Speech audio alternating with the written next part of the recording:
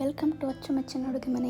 ಇವತ್ತು ನಾವು ಸಕ್ಕರೆ ಬೆಲ್ಲ ಯಾವುದು ಬಳಸದೆ ಅಂಗಡಿಗಿಂತ ಕಡಿಮೆ ಬೆಲೆಯಲ್ಲಿ ಮನೆಯಲ್ಲೇ ಹೇಗೆ ಡ್ರೈ ಫ್ರೂಟ್ಸ್ ಲಾಡ್ ಮಾಡೋದು ಅಂತ ನೋಡ್ಕೊಂಡು ಬರೋಣ.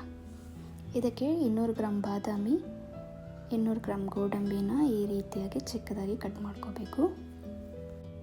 ಇದ್ರ ಜೊತೆಗೆ 100 ಗ್ರಾಮ್ ಒಣದ್ರಾಕ್ಷಿ, 50 ಗ್ರಾಮ್ ಅಷ್ಟು ಸೂರ್ಯಕಾಂತಿ ಬೀಜಗಳು ಅಂದರೆ sunflower seeds, 50 gram pumpkin seeds ಅಂದರೆ ಕುಂಬಳಕಾಯಿ ಬೀಜ,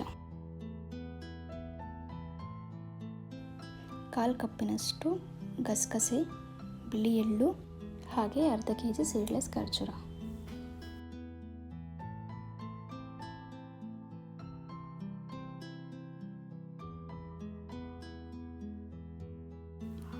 ಇವಾಗ ಒಂದು ಬಾಣಲೆಗೆ ಇದೆಲ್ಲವನ್ನು ಹುರ್ಕೊಳ್ಳಿಕ್ಕೆ ಬೇಕಾಗುವಷ್ಟು ತುಪ್ಪ ಹಾಕೋಬೇಕು.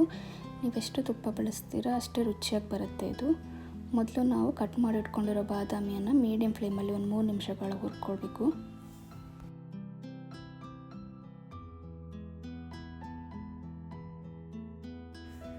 ಇವಾಗ ಇದಕ್ಕೆ ಕಟ್ ಮಾಡಿ ಇಟ್ಕೊಂಡಿರುವಂಥ ಗೋಡಂಬಿ ಹಾಗೆ ಒಣದ್ರಾಕ್ಷಿಯನ್ನು ಹಾಕಿ ಮೀಡಿಯಂ ಫ್ಲೇಮಲ್ಲಿ ಒಂದು 5 ನಿಮಿಷಗಳ ಕಾಲ ನಾವು ಚೆನ್ನಾಗಿ ಹುರ್ಕೋಬೇಕು.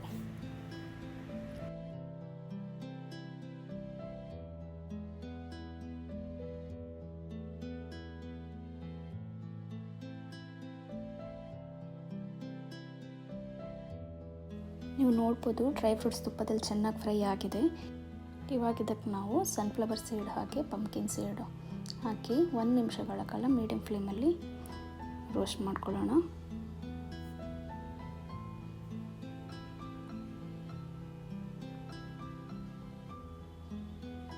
ನಂತರ 1/4 ಕಪ್ಪಷ್ಟು ಗಸಗಸೆ, 1/4 ಕಪ್ಪಷ್ಟು ಬಿಳಿ ಎಳ್ಳು ಇವುಗಳನ್ನು ಹಾಕಿ ಮೀಡಿಯಂ ಫ್ಲೇಮಲ್ಲೇ 3 ನಿಮಿಷಗಳ ಕಾಲ ಫ್ರೈ ಮಾಡ್ಕೋಬೇಕು. ಇವಾಗ ನಾವು ಗ್ಯಾಸ್ ಆಫ್ ಮಾಡಿಬಿಟ್ಟು ಇದನ್ನು ತಣ್ಣಗಾಗಕ್ಕೆ ಬಿಡೋಣ. ಇವಾಗ ನಾವು ಮಿಕ್ಸಿ ಜಾರ್ಗೆ 500 ಗ್ರಾಮ್ ಅಷ್ಟು ಸೀಡ್ಲೆಸ್ ಖರ್ಜೂರವನ್ನು ಹಾಕಿ ಅದರ ಪೇಸ್ಟ್ ರೆಡಿ ಮಾಡ್ಕೋಬೇಕು.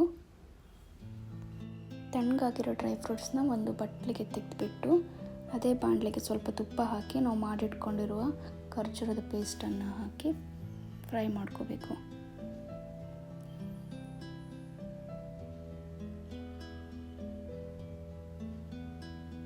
ಇದ್ರ ತಳ ಬಿಡೋವರೆಗೆ ನಾವು ಚೆನ್ನಾಗಿ ಫ್ರೈ ಮಾಡ್ಕೋಬೇಕು.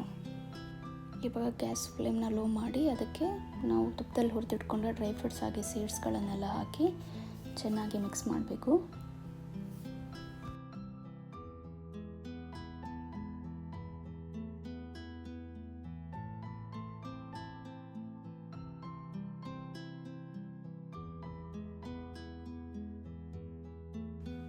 ಇದು ಚೆನ್ನಾಗಿ ಮಿಕ್ಸ್ ಆದ ನಂತರ ಗ್ಯಾಸ್ನ ಆಫ್ ಮಾಡಿಬಿಟ್ಟು ಒಂದು 15ರಿಂದ 20 ನಿಮಿಷಗಳ ಕಾಲ ತಣ್ಣೆಯಲ್ಲಿ ಬಿಡಬೇಕು.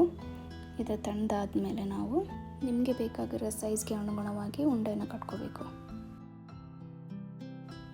ಹೀಗೆ ನಾವು ಮನೆಯಲ್ಲೇ ರುಚಿಕರವಾದ ಆರೋಗ್ಯವಾದ ಡ್ರೈ ಫ್ರೂಟ್ಸ್ ಲಾಡನ್ನ ತಯಾರಿಸ್ಕೋಬೋದು.